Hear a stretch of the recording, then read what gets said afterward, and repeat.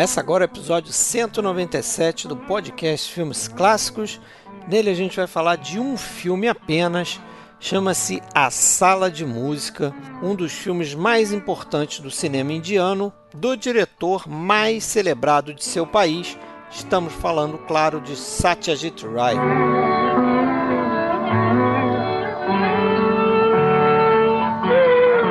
Esse aqui é um de seus grandes clássicos, a gente pode colocar aí junto com a trilogia de Apu como as maiores produções feitas por Ray.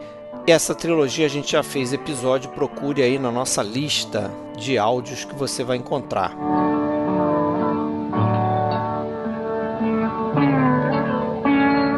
Pessoal, se você quiser dar aquela força para o podcast, entra no iTunes, faz uma classificação e deixa um review. Se você escuta pelo Spotify, você pode dar 5 estrelinhas para a gente também, lá na plataforma. E se você quiser entrar em contato com a gente, você pode acessar filmesclassicos.com.br, pode acessar nossa página no Facebook, a gente também tem um perfil no Twitter e no Instagram. Se você quiser acessar o nosso grupo no Facebook, você precisa entrar em contato com Fred Sanjuro ou Alexandre Cataldo, porque o grupo é privado.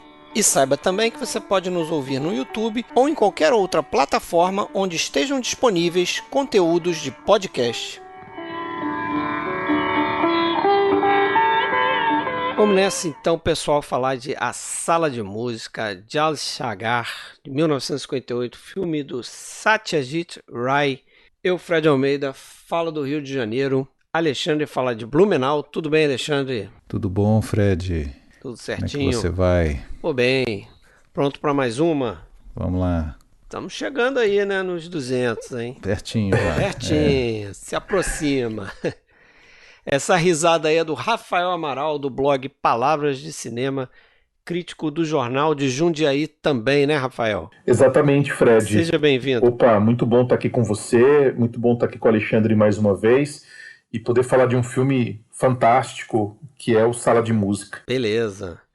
Esse é o quinto, seria o quinto filme, né, Alexandre, que a gente faz do Satyajit Ray. E aí eu vou lembrar aquilo que eu falei no outro episódio, porque eu aprendi um pouquinho mais sobre isso, né? Parece que a pronúncia lá em Bengala, né, em Calcutá, realmente é Ray. Satyajit Ray. Parece que no resto da Índia se fala em Bengali, né? No idioma Bengali ou Bangla, como chama em outros lugares. Nos outros lugares chama de Ray, né? Chama de Ray, isso. Então vale um, vale o outro. Acaba que vai variar aqui também, porque a gente não consegue... É mais natural, parece falar Ray, né? Ray, né? Para nós. Nicholas Ray. É irmão do Nicholas Ray? Não. Isso. Mas Ryle Ray, fato é que esse deve ser o quinto filme que a gente faz dele aqui, né? A gente fez a trilogia de Apu, a gente fez o Charulata. Para quem se interessar, eu anotei aqui, episódio 71, é a trilogia de Apu. Isso. Falamos dos 3 filmes, né? O Pater Panchali, a Canção da Estrada, o Aparajito, que é o Invencível, e o Mundo de Apu, que é Apur Sansar, 59. E depois também no Dicas Triplas número 9, que é o episódio 104, eu escolhi o Charulata, Esposa Solitária, filme de 64. Um grande filme também. O fato é que, eu acho que vocês vão concordar, né? O Satyajit Ray, ainda que a gente hoje faça mais um filme individualmente dele, um dos grandes filmes, eu acho que ainda ele vai continuar sendo merecedor de um episódio de diretor. Demais. Porque ele tem diversos outros filmes muito interessantes. A gente estava comentando aqui, mais à frente a gente pode falar deles, mas eu acho que não esgota não, porque é um cara, eu acho, do calibre aí, se você for querer comparar aí com um Akira Kurosawa, um Bergman, um cara realmente de elite, de um cinema universal, né? Ainda que vinculado a uma cultura muito particular, né? Que nem dá para chamar muito de Índia, né? É uma cultura, o nicho do nicho, né? De Bengala ocidental, Tanto que os filmes dele até não fizeram tanto sucesso no resto da Índia, né? Porque é praticamente um outro idioma, teriam que passar legendado. Eu não conheço tanto a obra dele quanto você, né? Eu basicamente vi esses filmes e vi A Grande Cidade agora e tô vendo A Deusa, né? Fora esse que eu citei que a gente fez. Que, aliás, são dois ótimos, né? Pretendo ver mais, evidentemente, mas o que já fica claro para mim é que parece que ele tem essa... Você comparou ele com Bergman e com Kurosawa, eu acho que esses três cineastas, eles têm essa... Acho que essa habilidade de penetrar na alma humana, talvez seja, entendeu? Ele vai no cerne ali da questão, né, dos grandes problemas da humanidade. Acho que o Kurosawa faz isso também, mesmo fazendo filme de ação, ele tem essa penetração, né, nesses problemas. E o Bergman, eu acho que nem se fala, né? Eu acho que é até mais próximo dele no sentido de fazer esses filmes que são pequenas histórias ali no núcleo familiar ou dentro da casa, dentro do lar e penetrando aí na alma humana. Esse filme aqui é um desses, né? Porque A Sala de Música é um desses filmes que, se você for tentar fazer uma sinopse do filme, falar para uma pessoa qual é a sinopse do filme, a pessoa vai dizer, é isso. É uma história muito simples. Não acontece nada, então... Aquele filme que não acontece Mas nada. acontece tudo, né, cara? Porque é tipo daquele filme que a gente já falou de tantos outros aqui, que é universal, atemporal. E isso aí, até aquele crítico não, desculpa, aquele diretor, Claude Sauté, né? Isso. Tem uma entrevista com ele, que ele participa de uma entrevista com o Satyajit, acho que nos anos 70 tem entrevista. E ele fala, o que para mim, eu concordo plenamente com o que ele fala ali, que é o maior gancho, assim, o que me faz gostar muito dos filmes dele que é uma coisa que a gente fica impressionado, assim, né? Porque é uma cultura que eu não entendo nada. Eu não entendo aquela música, eu não entendo aqueles costumes, eu não entendo aquele idioma, aqueles rituais. No entanto, aqueles personagens parecem tão parecidos com a gente, assim, não é? Tão distante e tão próximo, né? Tão próximo, porque são temas universais, basicamente isso. Personagens universais que a gente compreende a motivação deles, ainda que a nossa vivência seja completamente diferente daquela, culturalmente, geograficamente, historicamente. Sabe que nesse ponto me leva a pensar muito no cinema do Ozu. Também. Porque o Ozu é um cineasta que parece que quanto mais ele aprofunda na cultura local, e tem coisas, né, muito japonesas nos filmes do Ozu, mais ele vai nos tirando algo universal dali, né? Eu acho que o Satyajit Ray também vai por um caminho muito parecido. É aquilo que você falou, a gente se sente às vezes estranho vendo um filme, né? Porque é muito distante da gente tudo aquilo que está aparecendo. É uma cultura que a gente desconhece em sua maior parte, mas ao mesmo tempo ele consegue tirando elementos humanos dali e nos coloca, e aquilo tudo fica muito universal, né? Porque no fundo, eu acho que Sala de Música tem a questão do rito cultural envolvendo essa sala, esse lugar especial dentro da casa, mas ele é um filme sobre um pai que perdeu tudo que tinha, né? Um homem que perdeu tudo aquilo que ele tinha. É um drama muito familiar, né? E é sobre aquela questão também do velho e do novo, né, cara? Isso. Esse conflito, né? Da decadência, a passagem. A decadência, uma passagem de geração. Eu acho que todos nós envelhecendo, e vocês aí, ouvintes, que ainda são novinhos, provavelmente vão passar por isso, né? Não é nem tanto assim o envelhecimento. Não é envelhecimento. É envelhecimento físico, o envelhecimento da velhice. Mais sobre a mudança, né? Exatamente, a mudança dos hábitos, a mudança dos tempos, você ficar obsoleto. Eu acho que essa é a palavra-chave desse filme. Aliás, assim, essa coisa do tema universal, a gente já tinha visto isso na trilogia. Né? É claro que ele faz esse filme que a gente está falando hoje, A Sala de Música, no meio ainda, né? Ele ainda faltava fazer o terceiro, ele ainda não pensava em fazer uma trilogia, mas a gente já tinha visto lá, né? Como que uma família paupérrima, miserável quase do interior de Bengala, e a gente conseguia acompanhar com interesse aquela história daquele garoto e que você ressalta bem naquele episódio, né? Eu nunca vi pessoa tão azarada na vida, né? Como o Apu. Então a gente já se identificava. E aqui, claro, muda completamente o ambiente, né? E até é uma coisa interessante, porque parece que se lá a gente viu uma influência direta, claro, do neorrealismo, que sempre foi declarada, né, pelo Satyajit, que ele aprendeu a amar ele como um grande cinéfilo, e ainda teve aquela temporada lá em Londres. Ele decidiu fazer cinema quando viu Ladrões de Bicicleta, não foi isso? Exato, então isso está muito claro lá, né, levar a questão da pobreza. Aqui ele muda de cenário até por necessidade, né, porque o segundo filme da trilogia não fez esse sucesso todo, então ele vai recorrer a algo que já costuma chamar bilheteria no cinema indiano, que é a música, é a dança, mas só que também usando isso de uma maneira muito melhor aqui, né, do que tradicionalmente se usava, né? E aí ele vai fazer, eu concordo com o que você falou, Rafael, um filme que tem esse chamariz da música, tem esse chamariz da dança, mas é sobre essa figura trágica. E, porra, e esse filme, eu tenho certeza que vocês lembraram, assim como eu, de O Leopardo. Com né? certeza, eu ia falar isso. O Leopardo, porque é filme que eu lembrei cara, direto. Né? É o mundo do cara, ou então também do Sedução da Carne também. O mundo tá caindo em volta do cara. O personagem do Burt Lancaster, eu acho que ele consegue lidar melhor com essa passagem, né? Me parece que ele está mais sob controle, enquanto que a figura aqui do Lord Roy, ele é mais, para mim, né?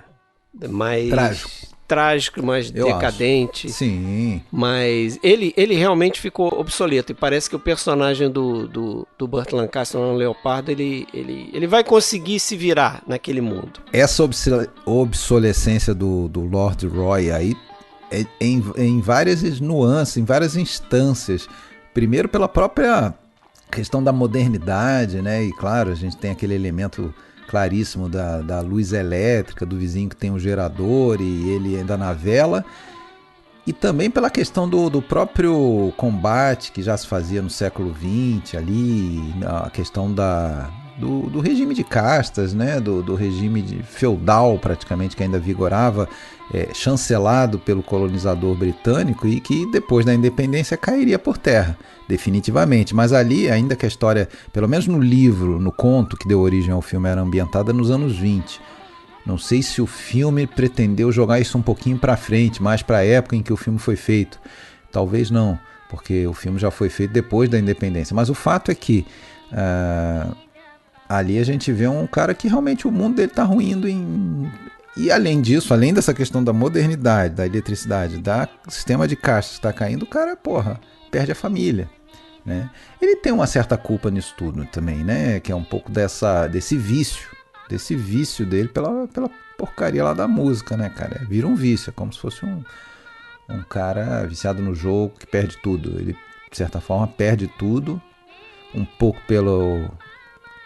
pela natureza, né? Pelo azar da natureza, do tal do rio lá que muda o curso do nada e ano após ano vai tomando terra dele, então a propriedade dele ele vai perdendo essa propriedade, mas ele também não cuida, né? Ele prefere passar o tempo dele pensando na música, ouvindo música, né? Então...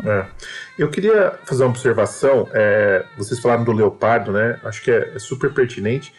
Mas sabe um filme que me fez pensar também, ainda que seja muito diferente, eu também pensei bastante no Cidadão Kane também. Que é também um cara dentro de um universo fechado ali, no castelo, né, que ele construiu para ele, e assistindo tudo aquilo desmoronar. Mas ainda sobre a questão das influências, eu acho que é interessante falar que esse filme, que o Satyajit Ray, na verdade, ele foi assistente, ele trabalhou com o Renoir, antes de se tornar um cineasta, no filme O Rio Sagrado, né? Quando o Renoir foi para a Índia fazer O Rio Sagrado, eles se conheceram e o Satyajit Ray teria trabalhado com ele. E se a gente olhar para o passado, o Renoir foi um cara que também seu cinema teria servido de inspiração para o neorrealismo, né? Tem essa ligação com o passado, tem muitos estudiosos que apontam que o neorrealismo bebeu numa fonte do cinema francês dos anos 30, de filmes como Tony, do Renoir, por exemplo, E tudo isso vai se desencadeando, né? Parece que vai se ligando. E o Satyajit Ray faz um filme que é o primeiro dele, que é o Pater Panchali, que é o Canção da Estrada, que é um filme muito neorrealista, né? Esse aqui, o Sala de Música, já é menos, né? Porque ele tem muito... Eu acho que ele trabalha muito com uma luz em ambientação interna, que já é uma luz artificial, enfim, né? São várias questões aqui em que, em alguns momentos, o filme ele até nos joga em um clima, em um universo um pouco até meio delirante, né? Aquele final, por exemplo, né, da chegada da luz no quarto, a saída com o cavalo, né? Ali eu acho que ele joga muito com essa questão delirante. Mas eu acho interessante também dizer que o Satyajit Ray, ele tem filmes que são falando dessa questão do mundo antigo, do mundo novo, da questão do encontro da modernidade com o mundo antigo. Ele tem filmes que vão muito nesse caminho, né? Por exemplo, a trilogia de Apu, o primeiro filme, ele é um filme mais calcado no passado. Ele tem os elementos ali do trem e tal, que vão jogando um pouco da modernidade. Mas o trem que joga pro segundo filme, ele é passado no campo, né, no interior. Ele é rural, né? E no segundo filme ele vai para Calcutá. Mas conforme exatamente isso que eu ia falar, conforme essa trilogia caminha, os filmes seguintes, a gente vê que ele vai se aproximando cada vez mais do urbano, da modernidade. O Sala de Música, ele é um filme que se passa em um passado, em um lugar fechado. É difícil a gente enxergar essa modernidade, ainda que ele ouça o som do vizinho, ainda que os sinais apareçam por ali, você tem toda uma questão de uma resistência dentro de uma cultura que o cara não quer mudar, o cara ele quer morrer ali dentro com aquela cultura dele. Mas aí que eu acho o brilhantismo desse filme, né? Como ele mostra, porque ele está tratando de música, ele está tratando de sons, né? Sim. Então, você logo no início, você já percebe como os sons que vêm do vizinho estão invadindo o espaço dele, porque para quem não viu o filme, para quem viu também, notou que o filme basicamente se passa todo dentro daquele castelo, né? Ele sai um pouquinho ali, os arredores do castelo e tal, tem umas cenas, né? Tem o elefante, o filho andando com o elefante, tem as cenas externas. Mas o forte do filme é dentro do castelo, né? Sim, sim. E a gente percebe o que acontece fora através do som que chega no castelo, o tal do gerador que o Alexandre já falou, que é essa questão da luz elétrica que o vizinho tem e ele não tem. É um barulho invasivo, porque fica direto. E assim, não à toa, né, o filme é cheio de simbolismo, né, mas não à toa aquele candelabro na sala de música, aquilo é um símbolo muito grande, porque também carrega as velas, né? Você percebe que o castelo é iluminado a vela, enquanto que o vizinho já tem um gerador, e a gente escuta esse gerador. Mas tem outros momentos também, por exemplo, tem um momento em que ele está observando o elefante dele, que está solto lá perto do rio. Ele está olhando para o elefante, a câmera está posicionada de uma forma que ele está de costas, olhando para o elefante, a gente está vendo o elefante. No meio desse plano, passa o quê? O caminhão do vizinho. Tá escrito o nome do vizinho lá, Ganguly, né? E passa levantando uma poeira e aquilo ofusca o elefante, né? Quer dizer, aquilo ali é simbólico também, quer dizer, o vizinho com a potência do seu caminhão, máquina, da máquina, passando, e lá no fundo é o elefante dele, que ele ainda anda de elefante, entendeu? Deixa eu só fazer uma parte sobre essa cena, que eu acho sensacional e muito simbólica, mas além disso tudo, essa cena ainda é quase para os olhares, vamos dizer, quem está vendo pela primeira vez ou não está vendo tão atento, é exatamente isso que você falou, Rafael. Parece que o filme é construído para parecer um tempo indeterminado, num passado remoto. Então, é claro, se você já prestou atenção na questão do gerador, você já pode supor, mas você acha que... Eu mesmo agora, a terceira vez que eu vi o filme, às vezes eu me perguntava, tá, mas que época que é isso? É final do século XIX?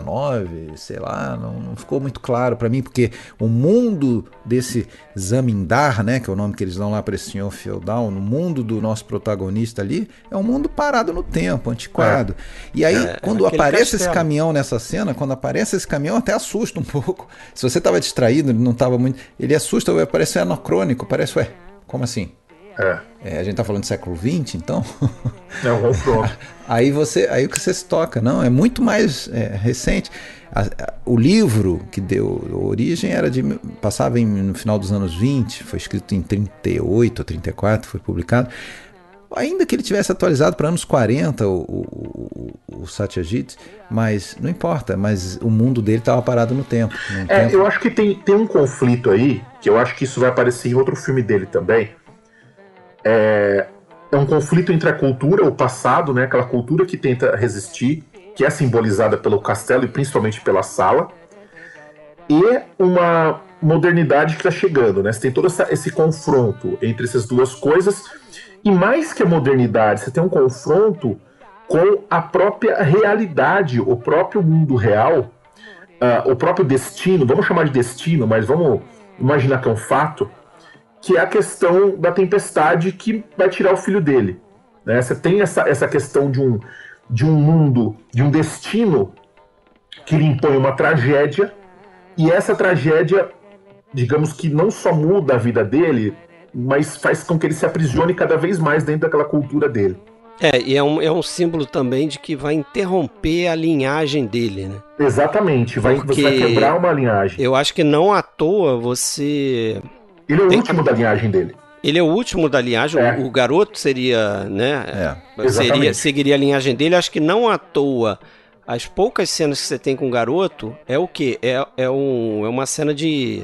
Você tem lá um flashback que mostra a introdução do garoto, né? Um momento em que ele vira um homem, né? Aí tem todo um ritual ali. Exatamente. Né? Então, você tem aquela cerimônia que eles chamam de Upanayana, que é como se fosse o rito de passagem do adolescente.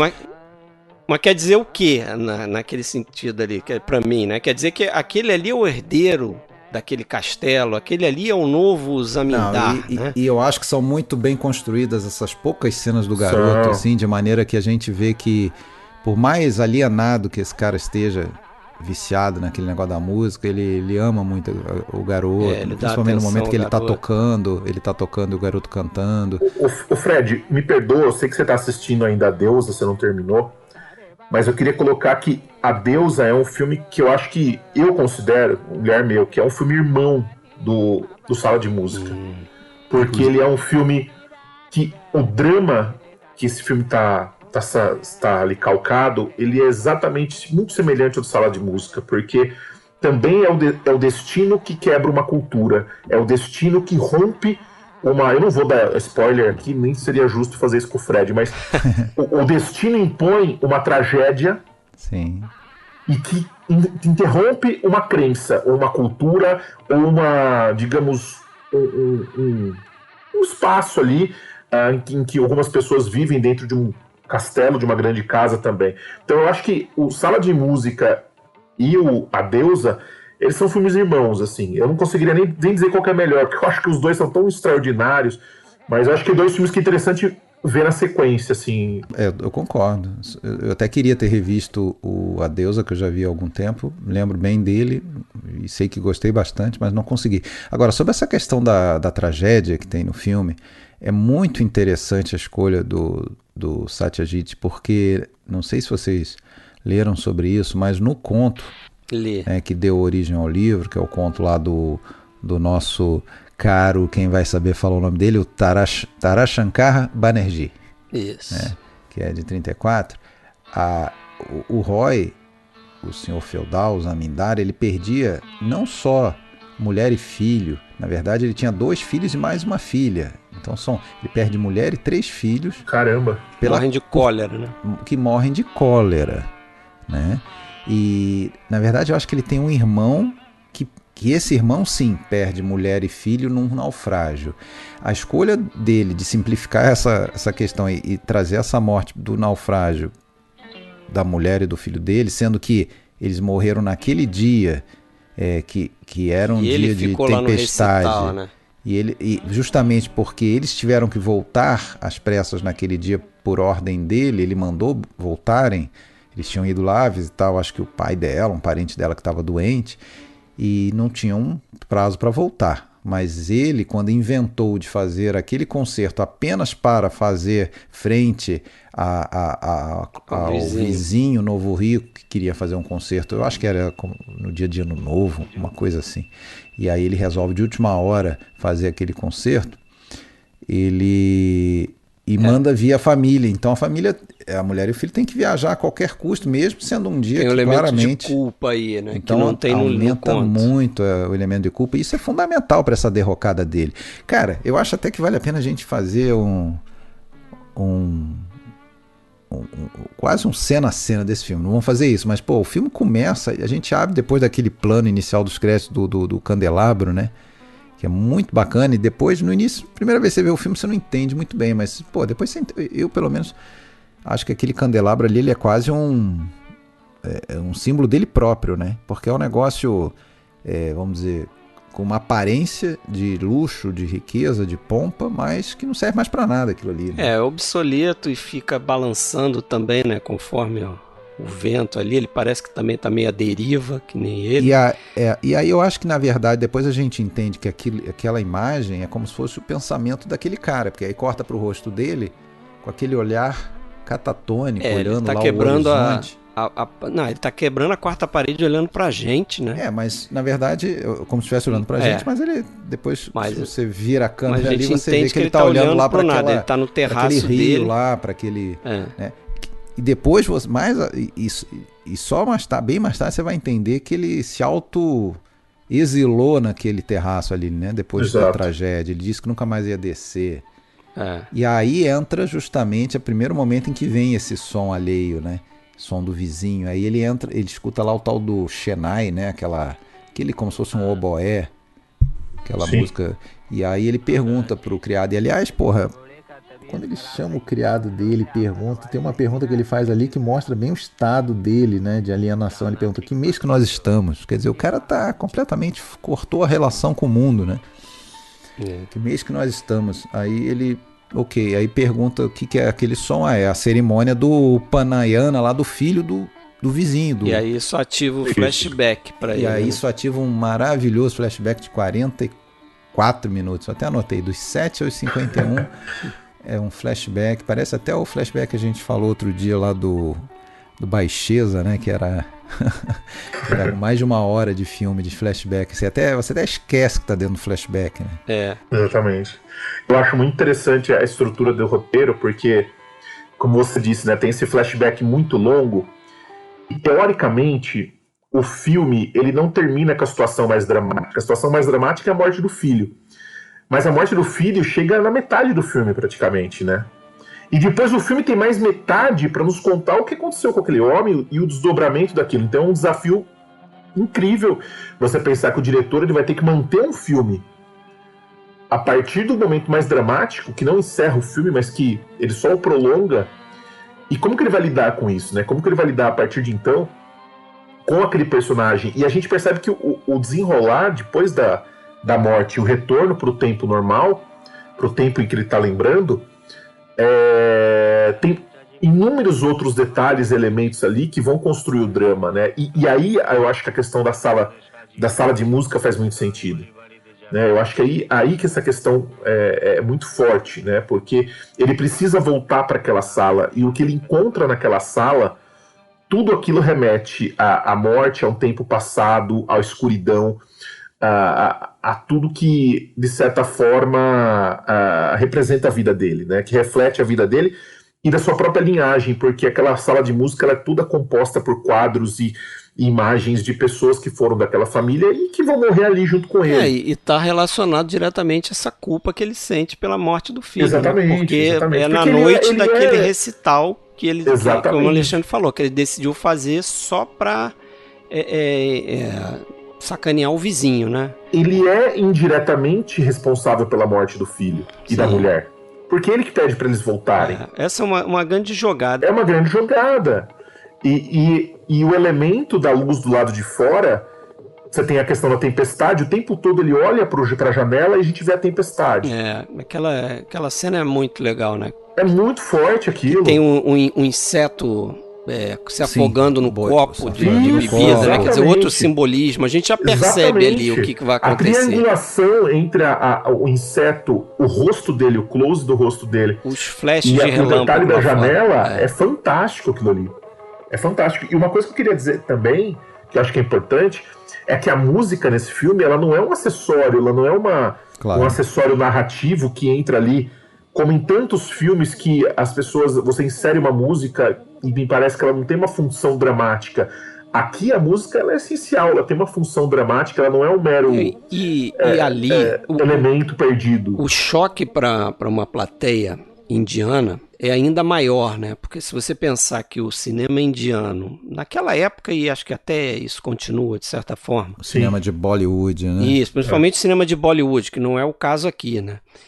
Mas essa coisa de você fazer um musical em que a música entra de forma totalmente aleatória. O cinema indiano tem muito disso, quer dizer, a música não está dentro da história, ela não acontece por conta da história, é o entretenimento. Agora vamos para o número musical.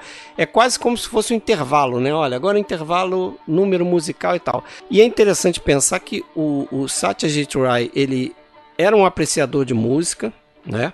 Ele dizia até que música para ele era mais importante do que o cinema.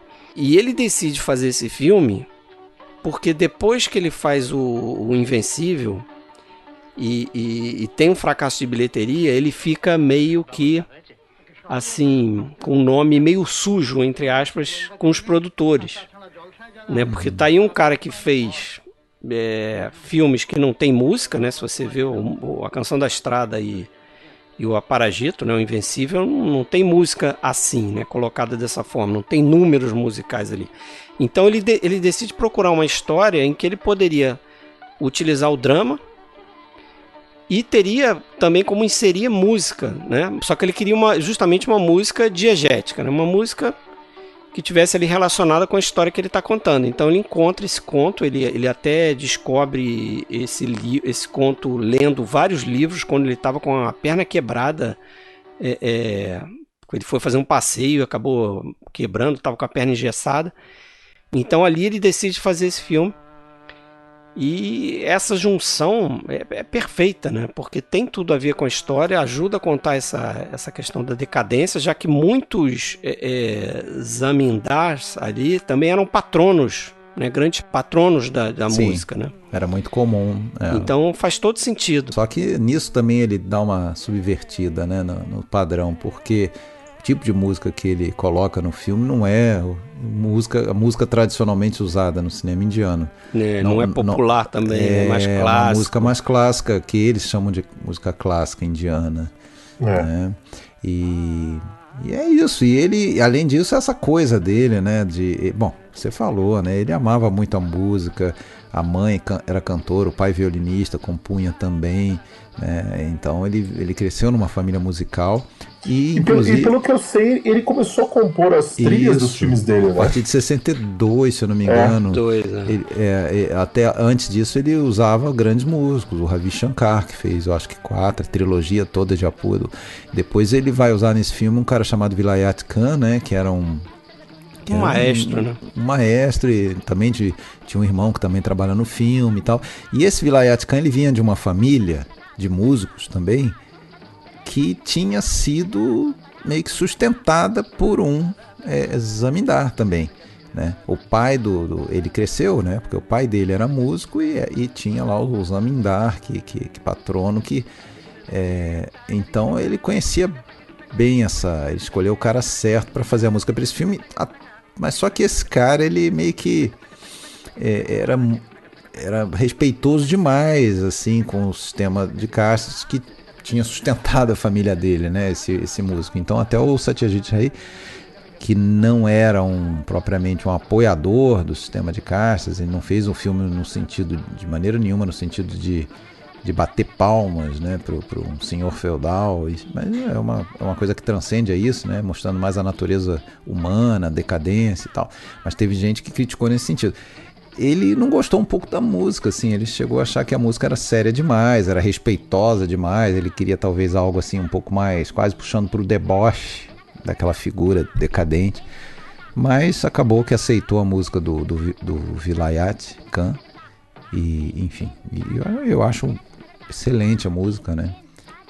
E teve uma coincidência fantástica, né, da questão vocês estão chamando de castelo, eu não tinha chamado assim até então, mansão, palácio. Mansão, Mas vendo do alto é grande, né? O lugar é muito grande. Ele não queria filmar em estúdio, que aliás era uma raridade no cinema indiano, no cinema de Bollywood e tal, basicamente era tudo estúdio.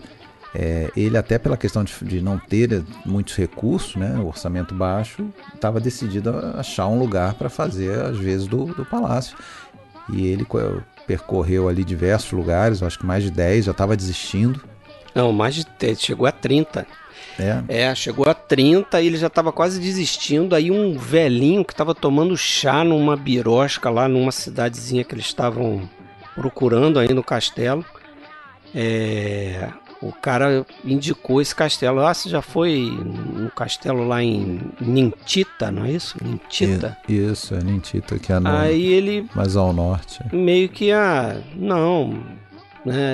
Ele meio que falou, não vai ser indicação desse sujeito, né, que não conhece as nossas necessidades, né, para que a gente precisa do castelo, não vai ser ele que vai acertar dessa vez, né? E o negócio era meio longe de onde ele estava. Mas eles pensaram, cara... Ou a gente vai chegar lá e não vai servir também, e provavelmente a gente vai ter que desistir de fazer o filme, ele até fala isso, porque se a gente pensar que o castelo é fundamental. O castelo, eu vivo chamando de castelo, mas é o palácio, né? Tudo bem. Não, eu não sei porque eu tô com castelo na minha cabeça. Mas o palácio, cara, é fundamental para contar essa história. Não dá para fazer o filme sem um palácio, né? Não, e toda essa atmosfera de decadência, porque aquele lugar respira decadência, né? Você vê que é um lugar que já foi glorioso no passado, mas está sujo, caindo aos pedaços. Parece que tem só 2 empregados ali, né? Parece que aquilo ali já deve ter tido 50 empregados no passado. Agora, não, tudo ao redor. Só tem um elefante, deve ter tido uma manada. Tem esse aspecto de decadência, né? Você vê as paredes, o próprio Ajura e o próprio lustre que a gente está falando. Mas ele disse que quando eles viram o palácio, ele era perfeito, no sentido de que era o que o Satyajit Ray idealizava, inclusive aquelas colunas gregas e tal. E só tinha um problema, a sala de música. Justamente a sala de música era pequena demais, não era o tamanho que ele queria, né? Porque ele evidentemente queria um negócio mais pomposo, maior e tal. E aí a sala de música eles fazem em estúdio, né? Que aí é o trabalho daquele diretor de fotografia famoso dele, o Chandragupta, né? O diretor de arte, né? O diretor de arte. Eu falei o quê? Fotografia, desculpa. O diretor de arte e desenho de produção dele, que é esse Bansi Fotografia também o Subrata Mitra, que, porra... Também é outro colaborador. Que foi outro cara que começou do zero, como ele, né? Lá no Canção da Estrada, que também, como ele, foi aprender lá no set do Rio Sagrado do Renoir. Ele ficava lá vendo e tomando nota de como que o diretor de fotografia de lá, que eu não sei agora quem não prendeu bem, hein? Que botou, onde que botava refletor, que lente que usava, que não sei o que. Enfim, é impressionante o que ele faz, cara. Tanto lá no Canção da Estrada e aqui também acho sensacional. Esse filme aqui, a sala de música, a quantidade de travelings que ele tem, né? Vários momentos ali. A curiosidade dessa escolha é que ele realmente não conhecia esse lugar, essa mansão lá em Nintita, que teve o seu terreno ali ela quase foi alcançada pelo rio mesmo. Pelo rio. A história que a gente vê no filme aconteceu naquele lugar de verdade, né, do tal do rio Padma, que vai mudando o curso e tomando, e milagrosamente ele chegou a 10 metros da fachada e fez uma curva e seguiu para o outro lado. Ele chegou a atingir o estábulo, chegou a atingir o jardim, mas não pegou a mansão. Então ela estava lá disponível. E aí ele conversou na época com o atual dono lá daquele, né, daquele lugar, e que era um cara que não manjava de música, mas o tio dele tinha sido um grande zamindar, apaixonado por música e tal. Muito bem. voltando para Calcutá, imagina, ele foi conversar lá com o autor do livro, o Tarak Shankar Banerjee, que tinha encontrado a locação. E aí ele falou, pô, mas aquele lugar lá, lá era o Palácio do Fulano, eu esqueci o nome das pessoas ali agora. Era o Palácio do Fulano, que foi nele que eu me inspirei para escrever esse personagem. Fechou o ciclo. Consta como uma grande coincidência, era exatamente o modelo para o autor do livro que deu origem ao filme escrever o personagem do Zamindar decadente, daquele mesmo lugar. Então fechou perfeitamente, né? Agora, aí você falou, né, da questão da sala de música. Então ele vai fazer em estúdio, ele precisava de um lugar grande, ele queria que fosse alto, porque o Satyajit fala, bom, ganhei prêmios lá, uma opção de prêmios com os 2 primeiros filmes da trilogia, eu acho que eu tenho direito ele não era chegado a isso, não tinha feito até então, eu tenho direito a usar uma grua, fazer uma gracinha. Então ele quis botar uma sala de altura a gente vê imagens que são de cima, né? Nas cenas da sala de música, que tem pelo menos 3 cenas ali longas e muito, muito bacanas e tal. E aí deu merda isso aí. E aí parece que morreu, né? Teve um... Não na filmagem, né? Depois, não, eles foram colocar grua no caminhão e aí aquilo caiu, matou um cara e aleijou o outro pra sempre. O cara ficou aleijado. E ele ficou sentindo culpado, né? Ele falou, pô, se eu não quisesse inventar a moda de usar grua... Capricho meu, acontece isso, né? Claro. Mas eu tava... Foi um acidente, né? Foi um acidente, né? Coisa impensada ali. Mas eu tava falando dos travelings, né? Do Subrata Mitra. Tem vários travelings assim, né? De câmera andando na direção do rosto, principalmente do Lord Rai lá, né? Do Shabi Biswas, né? O nome do ator. E tem uns momentos muito legais assim. Esse momento em que ele escuta o barulho do gerador, ele tá num outro ambiente ali, acho que é uma varanda aquilo ali, e ele tá escutando um cara tocando lá uma cítara, né? E aí ele faz esse movimento na direção do Chabi Biswas, do ator, e aí no momento que começa o barulho do gerador, e começa a ficar mais alto esse barulho, ele recua um pouco. Eu achei interessante isso, que parece que ele está movimentando a câmera com som, entendeu? Aquele então momento o som chega... do dedinho, a cena do dedinho? Não, é antes disso aí. Essa cena do dedinho é no final, quando ele... do dedinho, você tá falando daquela que ele segura o dinheiro do cara, é isso? Não. Ou não tem nada a ver? Não, tem nada a ver. Não, tem uma cena no final lá que o... pelo seguinte, o ator, né? Pô, o Satyajit fala que era o maior ator. O cara não conhecia a música, né? Era o maior ator indiano da época e tal. Eu acho que tá perfeito no papel, mas ele diz que ele tinha um problema, ele não manjava nada de música. Ele não tinha ouvido, né? Sensibilidade musical, não sei o quê. Ele falou, não, mas tudo bem, eu vou atuar como se eu entendesse, fazer aquelas caras e tal. O Satyajit até acha que fica um pouco forçado em alguns momentos e tal. Mas tem um momento específico que é uma dessas cenas da varanda em que ele tá lá ouvindo a música do vizinho, e aí até cria uma certa dualidade ali de reações, né? Porque se por um lado ele tem uma certa inveja, uma certa rusga com aquele vizinho novo rico, metido a besta, por outro lado ele ama a música, então ele aprecia aquele negócio e entende. E aí tem nessa parada dessa composição que ele tá ouvindo ali um negócio de 12 sílabas musicais. Eu não manjo nada, então não tô de 12 tempos, 12 compassos, uma coisa assim, que as pessoas na Índia que entendem de música, ao ouvir esse tipo de música, elas costumam fazer um movimento, ou bater palma, ou levantar o dedo, quando dá o 12º compasso, como se fosse para dizer, eu entendo isso aqui, eu sei que agora tá acabando esse compasso, aí levanta o dedo. E aí o ator, ele faz isso nessa cena, ele dá uma levantadinha no dedo, assim, nesse compasso. Como ele não entendia nada, o Satyajit só falou assim, você fica lá pensando, daí a pouco você levanta o dedo, deixa que na edição eu encaixo certinho no ponto certo, para parecer que o personagem manja muito da música. Mas isso é no final, isso não é... No final? Eu não lembrava, achava que era mais no final é quando ele tá... O vizinho diz que vai fazer... antes da visita. Contratou uma dançarina, né? Aí depois ele contrata a mesma dançarina para fazer no dia seguinte. É o terceiro concerto, né? O terceiro, é o concerto em que tem uma dançarina, é o único que tem uma dançarina. Inclusive tem isso, né? Tem 3 grandes cenas de apresentações naquela sala, e o Satyajit fez questão de fazer cada uma delas com um tipo de apresentação, um tipo de música, né? Na primeira, que é aquela da cerimônia do filho, no flashback, né?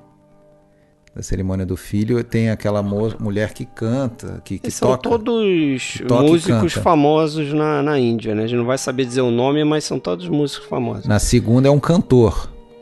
Naquela cena que precede a tragédia. Aquela cena que ele olha pela janela, que ele olha pro lustre. Sim. Ali é um cantor. O cantor fica toda hora apontando pra tábua, né? Que ele fica dando os kills lá da tábua. Agora a tábua.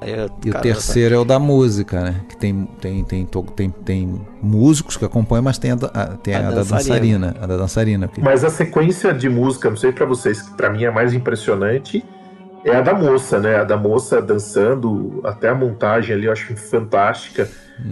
E a questão do ponto que eu até já citei, que quando ele segura o dinheiro do cara, né? Quando o cara vai jogar o dinheiro, aquilo é muito simbólico, né? Porque ele sempre trata aquele cara como um agiota, né? Aquele cara, você reparou que aquele cara, ele só vai sentar numa cadeira no final do filme.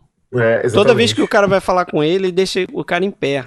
Exatamente. Nem puxar uma cadeira ele pede pra puxar o cara fica lá em pé e ele fica sentado falando. Você vê que ele vai mudando realmente, né, a maneira de se aproximar do Roy, né? Primeiro todo serviçal, meio respeitoso, depois ele vai meio que humilhando, começa a chamar ele de vovô. Começa a chamar ele de vovô e tal, e nesse momento o Roy mostra ali quem é que manda, né?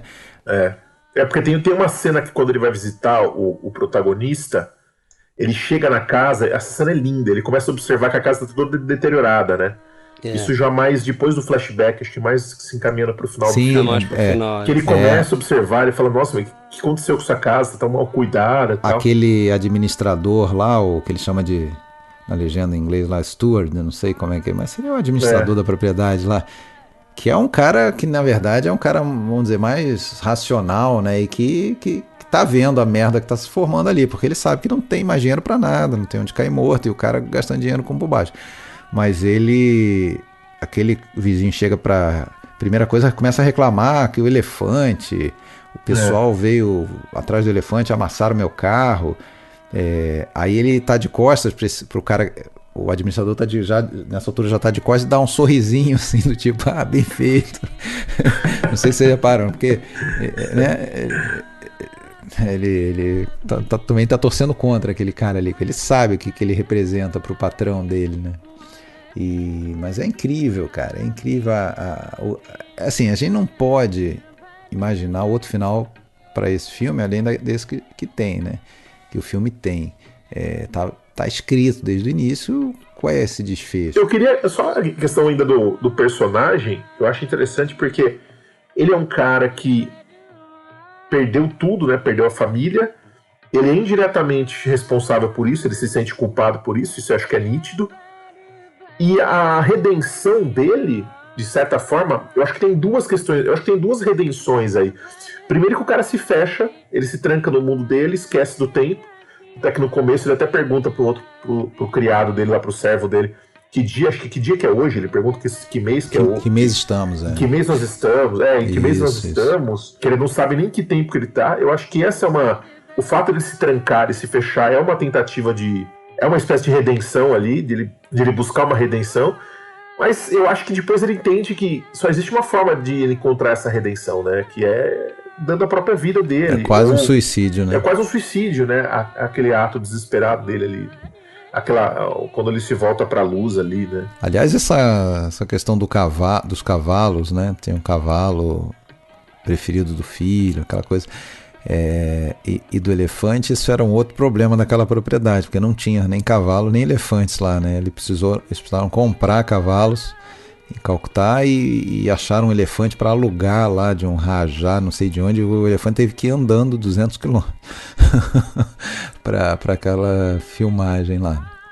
Agora, e essa propriedade a gente usaria, né, nos filmes seguintes ali, o Dev, né, a deusa, e no Três Mulheres, num dos episódios do Três Mulheres, que é um filme com 3 histórias, né, ele usa essa mesma locação e o mesmo ator no A Deusa, né, vocês que já viram ou estão vendo, né. Isso, o ator exatamente. Que eu não sei vocês, mas pelo menos aqui na sala de música eu achei ele bem parecido com o Edward G. Robinson. Sim.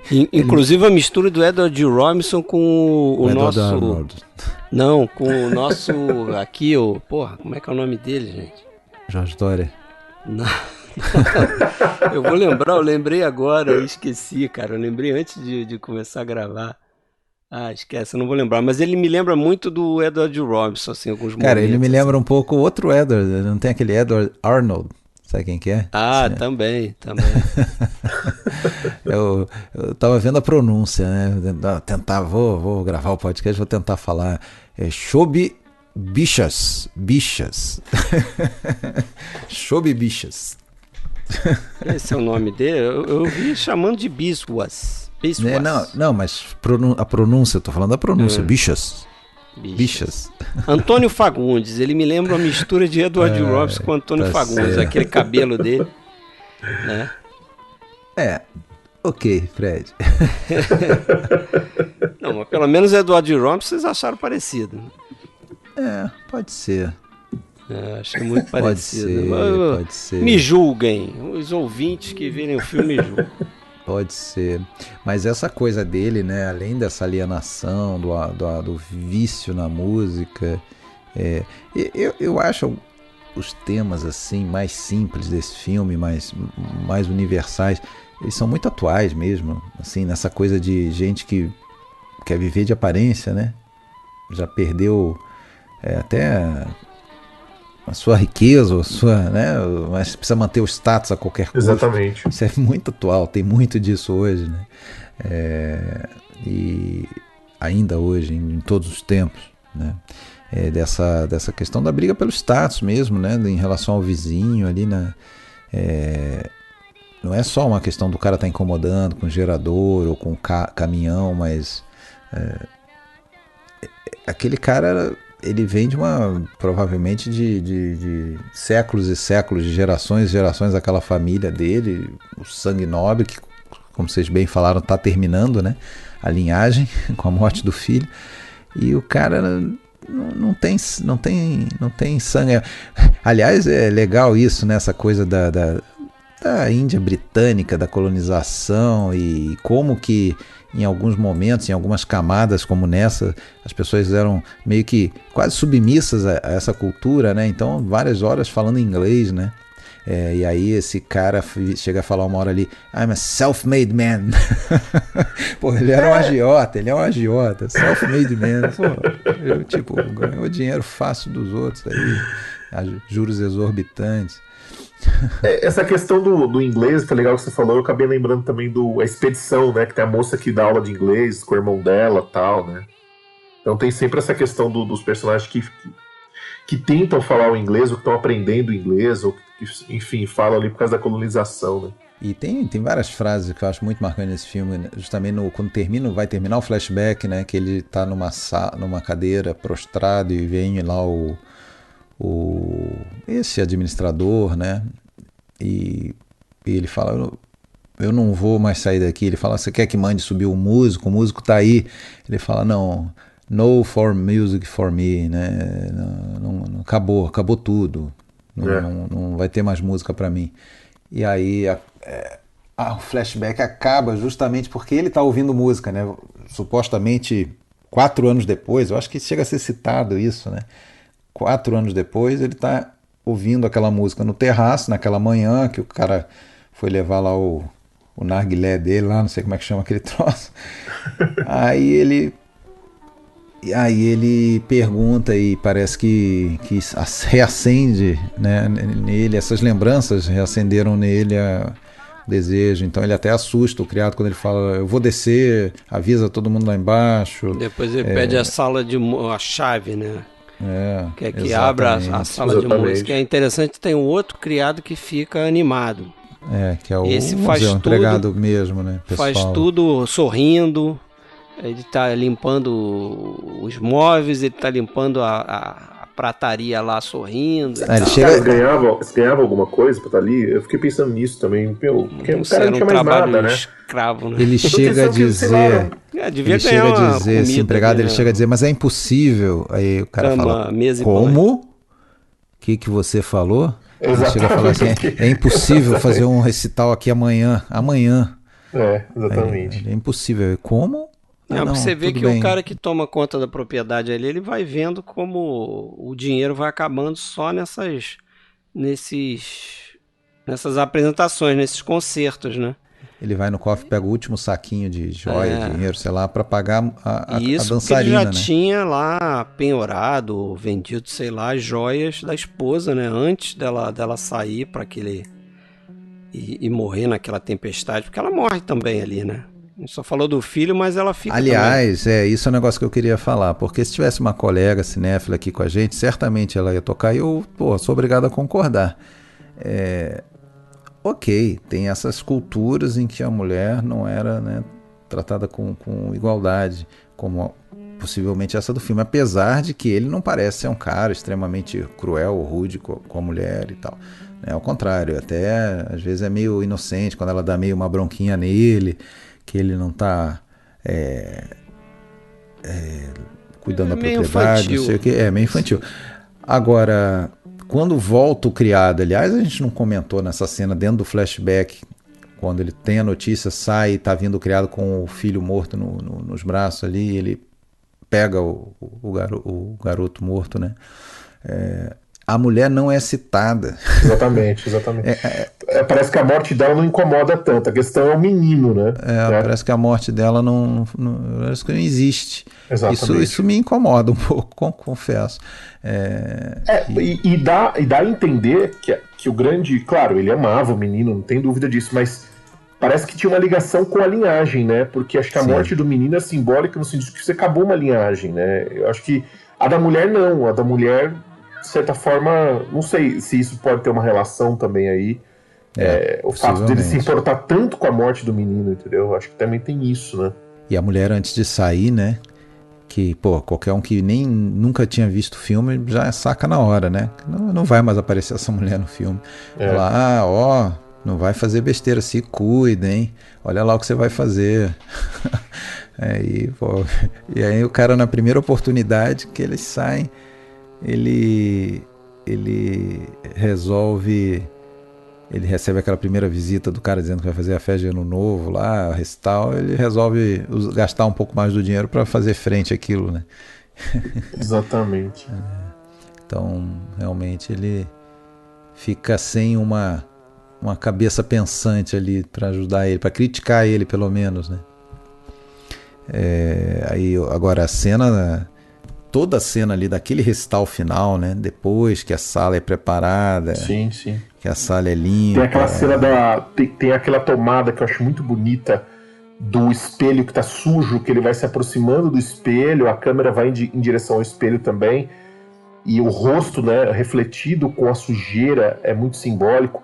E depois também, o detalhe da aranha me chama muita atenção, né? Isso depois, né? Quando ele vai fazer o brinde, né? O brinde aos ancestrais e para diante dele próprio. Ele fala... Exatamente. Pra você, meu nobre, eu mesmo.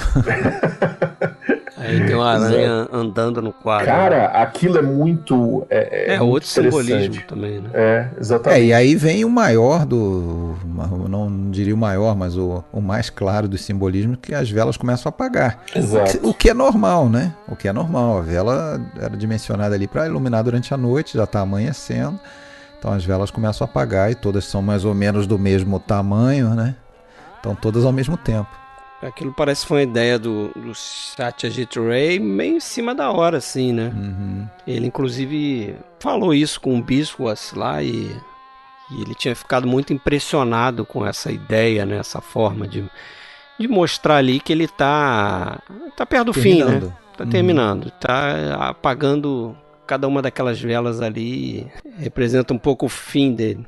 A impressão que eu fico é que foi quase uma coisa planejada mesmo por ele. Era o último dinheiro que ele tinha. Em vez de usar aquilo de uma maneira melhor, ele preferiu gastar para contratar aquela dançarina, para humilhar o vizinho, mostrar quem é que manda, inclusive não deixando... Então, nesse ponto que eu digo, né, a primeira tentativa de redenção dele, que foi se fechar, que foi buscar o silêncio, não funcionou, de certa forma, porque ele volta a ser meio que aquele cara que ele era. Parece que a morte do filho ainda não foi suficiente para tirar o orgulho dele, né, porque até lembrei de uma questão que a Pauline Kael, a crítica Pauline Kael, ela, nossa, é fascinada pelo Satyajit Ray, e ela define esse filme como um filme sobre o orgulho elevado ao extremo. E o orgulho dele parece que é maior ainda, porque ele não consegue ainda deixar de ser aquele cara que ele era. Não, mas eu acho que ali ele tem consciência que realmente ele está acabado, já desde antes, já desde a tragédia. Ele sabe que ele está arruinado, a propriedade está arruinada, o Rio levou quase tudo, não produz mais nada, não consegue mais pagar os empregados. Ele sabe que ele está arruinado, então ele vai usar o último dinheiro para quê? Ele vai usar o último dinheiro para dar a humilhada final, sabendo que ele vai morrer. Ele já está planejando provavelmente o que ele faz depois, de pedir o cavalo sem ter condições de cavalgar. E a gente vê até aqueles planos, parece que ele está indo em direção àquele barco que está encalhado lá na areia, assim, né? Como para fazer o cavalo empinar mesmo e ele cair. Ele podia, tinha muito espaço ali para ele passar sem precisar ir direto naquele barco, né? Sim. Então, assim, é como se fosse o golpe final, eu vou morrer, mas esse cara vai saber que até o final da minha vida ele não me suplantou, ele não foi mais importante do que eu. Eu até o último momento, até o último concerto, ainda segurei o bracinho dele para ele não dar a primeira presente para dançarina, né? Então, é isso, ele quer sair por cima, né? É aquele cara que sabe que vai morrer, então ele vai morrer em grande estilo. Agora, o nosso amigo Chubby Bichwas, ele... Tem uma coisa, eu não sei se vocês viram, mas ele ia receber um prêmio em Berlim, no meio das filmagens, e parou tudo, parou geral as filmagens, porque ele não abriu mão de ir lá viajar, parar a filmagem, e parou. E aí eu vi numa fonte, não sei se foi isso, que foi por causa dessa interrupção forçada que o Satyajit resolveu fazer o tal do Pedra Filosofal, que acabou então ficando pronto antes, que ele filmou super rápido. Eu não sei se vocês já viram esse filme. Eu não vi ainda. Eu acho... Poxa, dentre os filmes do Satyajit que eu vi, eu devo ter visto uns 6 ou 7 filmes dele, e isso eu achei o mais fraco. É uma comédia que envolve questões mágicas, assim, uma pedra mágica e tal. É um filme bem acho que ele fez irregular, assim, então tá coerente com essa informação, que foi uma coisa feita assim nas pressas para um cumprir, manter o pessoal trabalhando lá. Inclusive você vê os atores, acho que são mais ou menos os mesmos, fora o bicho, acho lá. Ele morreria poucos anos depois, o Chubby, de acidente de carro em 62, com 61 anos. Apenas, né? Apenas porque, você fica falando do senhor feudal decadente, você vai imaginar que ele já tá com uns 80 ali quase, né? Mas não, ele é um cinquentão. A questão da maquiagem ali funciona bem, né? A gente vê perfeitamente. Quando ele chega na casa no começo do flashback, quando ele chega de cavalo, consegue representar ali um cara bem mais novo, né? Pelo menos me pareceu. Não, e o jeito de andar, né? Ele chega com aquele turbante, aquela coisa. Exatamente. Uma espécie de um rei mesmo, né, cara? Chegando ali, né? Agora, o sucesso desse filme é que surpreendeu, né? O próprio Satyajit não esperava, né? Fosse receber tanto, né?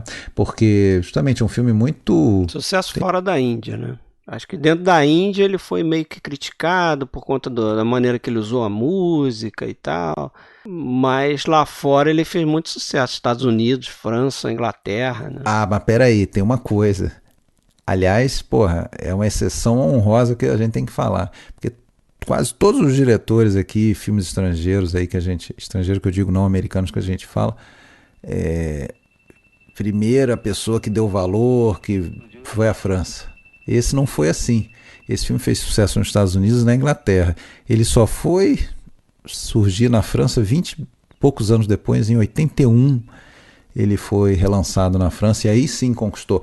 Não só o filme, o Satyajit. O Satyajit era meio ignorado quase na França. Não tinha esse oba-oba como tem com outros diretores, né?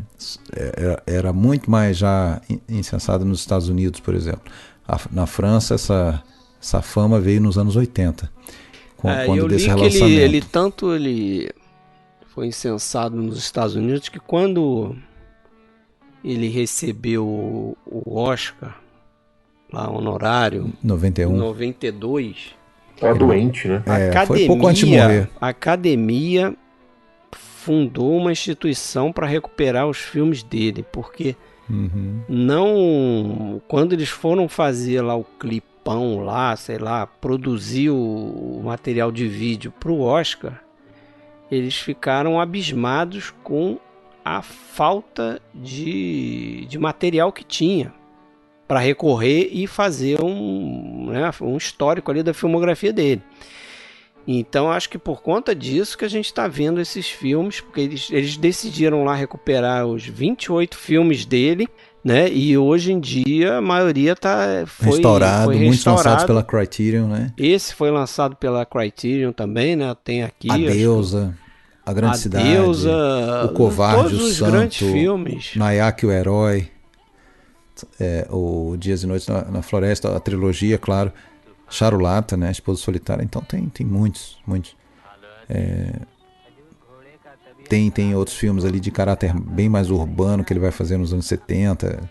Eu não vou lembrar agora, mas tem um The Middleman que eu vi também. Enfim, é uma filmografia muito rica e muito importante, assim, que tem que ser redescoberta. Sem dúvida. E essa questão é uma filmografia que tem muitos filmes como o Sala de Música, né? Acho que a gente até começou a tocar nesse assunto no começo aqui do podcast, mas tem muitas filmografias, tem muitos filmes que remetem a uma Índia passada, uma região mais mais isolada, mais distante, e tem muitos filmes que levam para a cidade, né? Acho que tem muito a filmografia dele tem muito isso, né? Esse confronto entre o passado e o novo, a novidade. A Grande Cidade é um exemplo, né? É um filme totalmente urbano, de uma família que vai ser totalmente transformada ali a partir do momento que a mulher arruma um emprego, que é uma coisa extremamente banal pra gente, né? Uma coisa totalmente normal e tem toda essa questão. Excelente filme também. Excelente filme. E não sei se tão banal não, cara. Alguns tempos atrás isso não era Não, eu digo assim, pra nós hoje, eu tô querendo dizer, entendeu? Não, pra hoje... Pra aquela época... não se compara, mas eu digo assim, pra nossa sociedade há uns, sei lá, 30 anos atrás, né? Agora, dando um passinho pra trás, assim, a gente é muito cinéfilo, rato de filme antigo.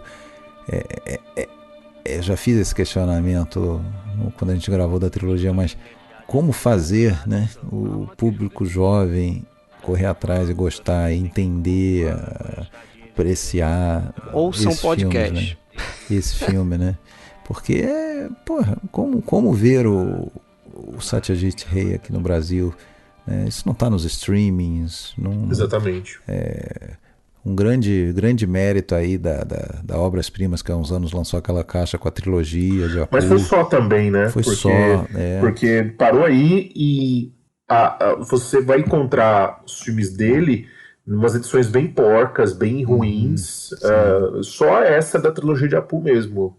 Eu acho que até seria uma dica muito interessante para alguma distribuidora local lançar uma caixa com mais filmes dele, porque... Poxa, tem muita coisa boa. Esses aqui que a gente citou todos ali, que são, vamos dizer, os primeiros 10 anos dele, pelo menos, ali, ou até 66, até 70. Depois eu não saberia dizer, assim, porque tem muita coisa que eu não vi ainda. O Trovão Distante eu não vi. Eu assisti os Jogadores de Xadrez, eu vi. E é um grande filme, eu achei fantástico, fantástico. E detalhe, os Jogadores de Xadrez tem um ator inglês famoso, que é o Richard Attenborough, que foi na Índia fazer esse filme com o Satyajit Ray e que depois faria o Gandhi, né, que é justamente sobre o fim, aí, digamos, da colonização inglesa na Índia, né. Então é um baita filme, recomendo, é muito interessante, e também tem de novo esse confronto da cultura local, dessa coisa muito local, de dois caras que não conseguem deixar de jogar xadrez, são viciados no jogo xadrez, e que não conseguem enxergar que tá chegando uma transformação com os ingleses ali. Acho que é um filme que vale a pena também. Enquanto não lançam no Brasil, eu recomendo o maior streaming de todos.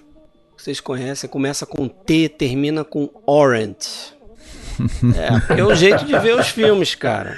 Infelizmente, senão você vai ficar sentado aí esperando pra sempre, né?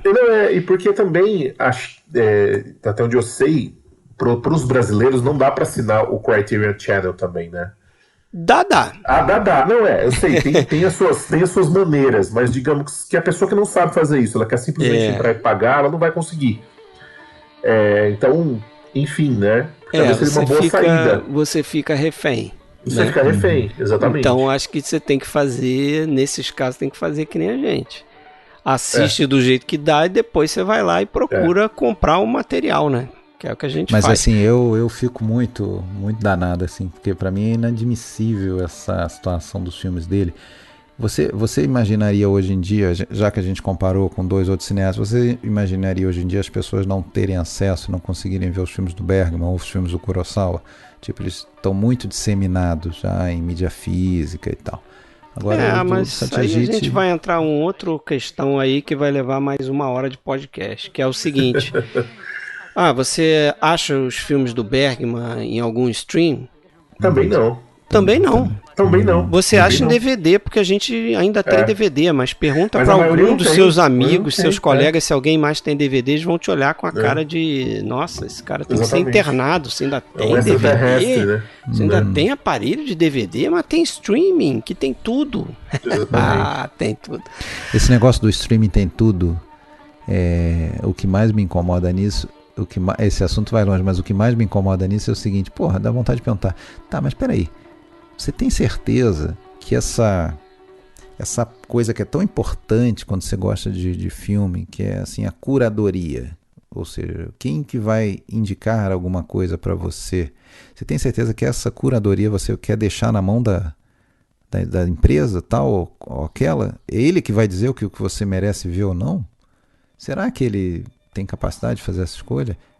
Você não tem curiosidade, pelo menos, de checar se essa curadoria dele é boa? Simplesmente, não, vou ligar aqui. O cara quer ver o percentual lá de recomendação do Netflix. É 98% recomendado para você lá, indicado. Eu vou ligar o não sei o que o algoritmo. Eu vou ligar o não sei o que Flix. Vamos ver o que ele está dizendo. Então isso aqui eu assumi. A gente hoje em dia, né? Todo mundo quer ser crítico de tudo e disso a pessoa não quer ser crítico. Disso tá tudo bem. O que indicar aqui que eu devo ver, o que é melhor para eu ver. Sugestões para você. Aí eu vou ver. Que isso, gente? Isso é um papo para nossa live, né? De 200. De 200. Já podemos antecipar aqui, você que está curioso em saber o que a gente vai fazer com o episódio 200. Hoje é o 196, se eu não me engano. 197. 197. Então, estamos chegando. 200 episódios e muitos deles com a participação do nosso caro Rafael. Isso. Grande crítico, vários aí já. Grande crítico, grande cinéfilo, grande amigo. Muito obrigado mais uma vez, né, Rafael? Opa, eu que agradeço. Para mim é sempre um prazer estar aqui tentando acompanhar. Vocês têm muito conhecimento, né? Eu estou tentando acompanhar vocês aí. Nós somos curiosos. Mas eterno curioso. Nós somos nerds, só isso. Eu também tô mergulhando muito em Satyajit Ray. Tô tentando comprando já alguns Blu-rays dele filmes que eu não tinha, como A Deusa, que é um filme que eu me apaixonei, vi há pouco tempo e fiquei encantado. Charulata, que é um filme que eu já vi há mais tempo, há alguns anos, e tô assim encantado também. E claro, né, a trilogia de Apu, todos esses que acho que foram lançados pela Criterion, acho que vale a pena ter em casa. Sala de música, sem dúvida também. Tô comprando aos poucos aí pra ter todos, mas acho que cada filme é uma descoberta e eu acho que vale a pena. E eu, de novo, né, eu só agradeço a vocês pelo convite, tô sempre aberto e parabéns pelas escolhas dos filmes também, pelos diretores, acho que sempre muito recompensador. Valeu. Bacana, valeu, Rafael. Opa, eu que agradeço. Valeu, Alexandre. Valeu, Fred. Até a próxima. Abraço. Abraço.